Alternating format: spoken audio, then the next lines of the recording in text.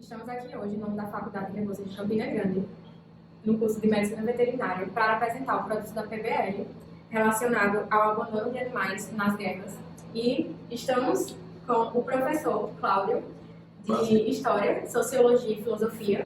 Então, apresente-se.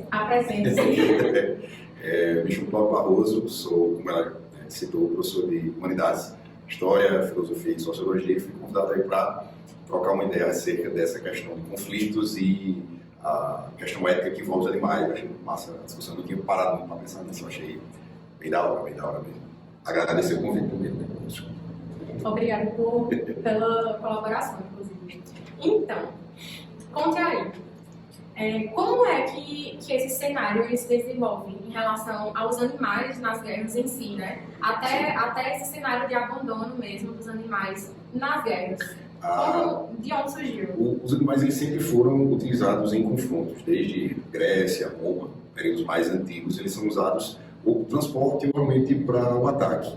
Mas a discussão acerca de direitos, né, a questão da disciplina é como se preocupar com esses animais, ela é bem recente. O primeiro pensador que vai trazer uma discussão sobre isso é Schopenhauer, que vai falar sobre essa ideia de nós nos acharmos magnânimos, supremos, e que os animais não teriam direitos. E é só no final do XIX, para o início do século XX, que experimentos, o próprio conflito em si, você colocar animais para morrerem, né, em conflitos que são humanos, ou usá-los como alimento, começamos a pensar nisso nessa virada do 19 para o 20. E a gente já tem guerra civil americana, tem guerra franco-prussiana, a gente vai ter as guerras que a gente estava conversando antes, Primeira, Segunda Guerra Mundial, você tem a participação não só cavalos, mas cachorros, como correio. Recentemente tem o exército americano tem treinado golfinhos e leões marinhos também para policiais. Então, assim, é antigo e o que a gente tem é uma mudança desse comportamento, eles serem usados de forma diferente e agora do ser humano começar, digamos, se preocupar com eles, com o que acontece com eles durante as guerras. E como é a situação desses animais? Quando a guerra acaba?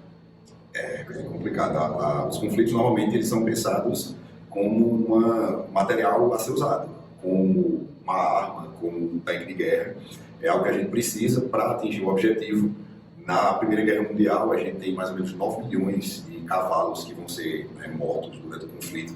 Tem até um filme muito legal sobre isso, chamado Cavalo de Guerra, que é do Steven Spielberg, que ele mostra é realmente o drama do cavalo e do menino, que o cavalo tem que ir para a guerra, e ele vai mostrar várias trajetórias de animais que vão morrendo durante a guerra, e pensando também que esses animais eles têm uma função financeira, né? São pessoas normalmente pobres e mais humildes que vão ter que doar animais para utilização de guerra, sem contar, como vocês também tinham falado, que esses animais não só usados na guerra, eles vão morrer, né, nesse serviço, mas o conflito também faz com que os animais domésticos sejam penalizados. As pessoas têm que fugir muitas vezes de suas casas muito rápido e imagina, você tem que sair rápido e um furãozinho não poder levar a dor no coração, mas é a questão de sobrevivência. Então, esses animais eles são penalizados porque ou eles vão morrer de fome por não conseguirem se alimentar sozinhos, ou realmente é o abandono, eles são deixados. Se são animais domésticos que não sabem caçar, que não sabem se virar, a gente tem um cenário bem triste e bem feio relacionado à guerra. E agora, na guerra da Ucrânia,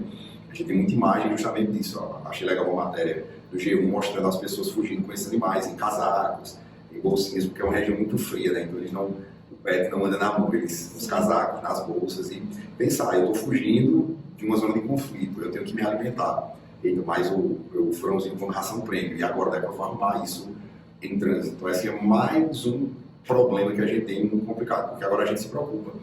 No passado não tão distante a gente não se preocupava, mesmo. Sobre a perspectiva da ética, certo. Como é que isso pode se relacionar, esse abandono dos animais? Pronto, como eu tinha comentado, o primeiro pensamento acerca desse veio com Schopenhauer é justamente o pensamento ético, né? A gente tinha uma ideia de que nós éramos onipotentes e os animais nos serviam. E com Schopenhauer que a gente vai começar a pensar no animal como um ser vivente, um ser que sofre, um ser que tem desejo, um ser como a gente também. Então, a discussão ética é muito complicada, porque num ambiente de guerra tem um conceito que era um pensador chamado Max Weber, chamado anomia social, que é quando, no momento de guerra, as regras, o que é certo e errado, bem e mal, eles não são bem definidos. Então, num contexto lógico, você sai de casa, você pega o seu pet e você vai embora. só que você está no contexto de guerra. Então, esse debate ético, ele existe porque hoje a gente entende os animais, os pets, seja pets ou alimento, mas a gente pensa e entende esse animal como um ser que sente, que tem tem uma existência. Ele não está ali só por minha causa para me alimentar, ele tem dor, ele tem medo. Essas discussões são recentes e muito importantes, porque a gente evoluiu muito, a gente pode se alimentar de várias formas. Será que ele é a forma ideal? Será que o abandono deve ser visto como uma preocupação para além disso? Assim, a discussão ética gira hoje de uma forma muito mais ampla do que algumas décadas atrás. Eu espero que animais, como pai de pet, eu me incomodo às vezes com as coisinhas, eu acho massa, por isso que eu gostei até do convite, é importante pensar nessas questões. Não tem só a gente, não é só a gente que sofre, né? Você tem um monte de animais abandonados que são queridos, que são amados por alguém, e aí você separa o animal da pessoa. Então pensar isso eu achei muito da hora. Parabéns até pelo tempo, ficar ali. E ainda nesse cenário das guerras, quais podem ser os impactos para os animais em uma guerra que ela se alongue tanto? Exatamente. Você tem assim, a grande parte hoje da produção da gente agrícola, ela não é mais de tração animal, não usa animais tanto na produção, mas grande parte da produção que a gente tem de alimentos, ela é para alimentar o nosso alimento. A gente planta para alimentar o gado, a gente planta para alimentar galinhas, etc. Então você tem esse primeiro problema. Uma guerra de longo prazo, você diminui a produção, você vai escassear alimento para a gente e para eles. Imaginar que você vai ter um pet ou um animal de estimação que ele não vai... você não tem como alimentar, ele vai ter que mudar toda a alimentação. Isso é um problema pequeno. Mas a gente está falando de espaços em poluição, componentes químicos que vão entrar em contato com o solo, com a água, e esses animais vão se contaminar muitas vezes, trazer essa contaminação para o ambiente interno, doenças, porque eles vão fugir da cadeia alimentar natural, eles vão se alimentar e vão transitar por áreas que eles não estavam naturalmente. Então, você corre risco, o animal corre risco, porque ele também vai se tornar esse foco de endemias, não só para o humano, mas entre os animais. A cadeia fica toda desestruturada. Você realmente, como a gente estava comentando sobre a Ucrânia, prédios, lojas, espaços urbanos, eles não existem. Você vai ter um monte de ruína. Eles vão estar transitando junto com gente, você não tem mais banheiros, água potável, alimento, vai estar tudo muito misturado. Então isso é um foco muito grande de doenças que vai prejudicar esse animal, vai trazer prejuízo para o homem. E isso a longo prazo, até você ter uma indústria de medicamento, você conseguir vacinar essa galera, medicar os animais e tudo, é um prejuízo a longo prazo muito longo, muito longo, muito longo. Espécies muitas vezes que vão ser exterminadas, como eu tinha comentado para tu antes. Na Segunda Guerra Mundial, quando a Inglaterra entra na Segunda Guerra, uma das primeiras iniciativas do Estado foi exterminar os animais domésticos, porque eles representam gasto. Não era para gastar, era o foco totalmente no conflito. Então, os petzinhos, você exterminar, você tem animais. Então, toda guerra vai trazer essa consequência econômica, financeira de uma forma geral, mas tem esse fator humano e animal. A gente gosta de aprender a amar, aprender a se relacionar com esses animais. O homem se relaciona desde a pré-história. E aí você pensar que você não vai ter esse espaço, você não tem mais essa convivência, você não tem um ambiente natural que você tem, você quer amar o seu bichinho, você quer fazer alguma coisa por ele, e você não pode, porque a cadeia toda foi destruída.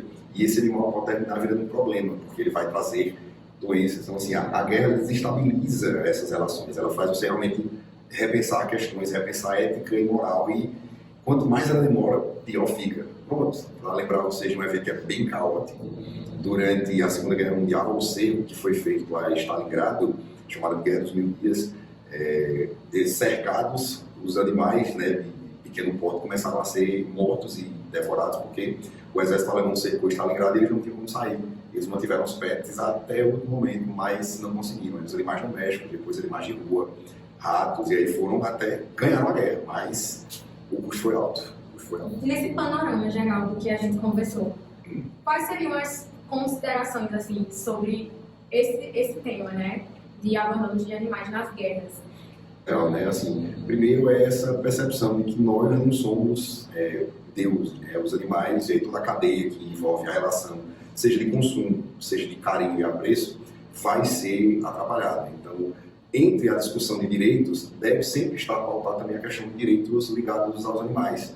O cara vai ter direito de levar o seu animal de estimação, esses animais também não sofrerão questões envolvendo, você vê soldados passando e atirando em cachorros, porque o cachorro está protegendo a casa deve estar latindo, o cara passa e atira, ser considerado, por exemplo, um crime de guerra. Porque, querendo ou não, nós não somos deuses, divindades. Esses animais têm o mesmo direito de estar ali como a gente. Ele só está ali porque alguém levou. E tratá-lo como ser uma mobília, algo menor, essa barreira de ética e moral, é o que separa a gente do nada, né? Se a gente quebra essa barreira, acabou. Então, os animais, pensar esses animais não só alimento, mas de uma forma geral, como indivíduos, seres que também têm esse direito, que também devem ter essas preocupações, que também devem, dentro de ONGs, instituições, ser acolhidos, ser ajudados, porque imagina, como ser humano, então ele vai ter direito, ele vai ter esse lugar de carinho, de afeto, que a gente se relaciona. Lembrando que ética e moral não é só eu e você, né? Tem todo o ecossistema de volta em que a gente faz parte. A gente não é dono, a gente faz parte do negócio. É isso, gente. Espero que a gente tenha conseguido esclarecer algumas questões, né, sobre o abandono dos animais nas guerras para vocês. E qualquer dúvida, fala com a gente e Flávio responde. Eu vou tentar, na verdade, qualquer coisa a gente responde sim. Muito obrigado pelo convite. Tchau.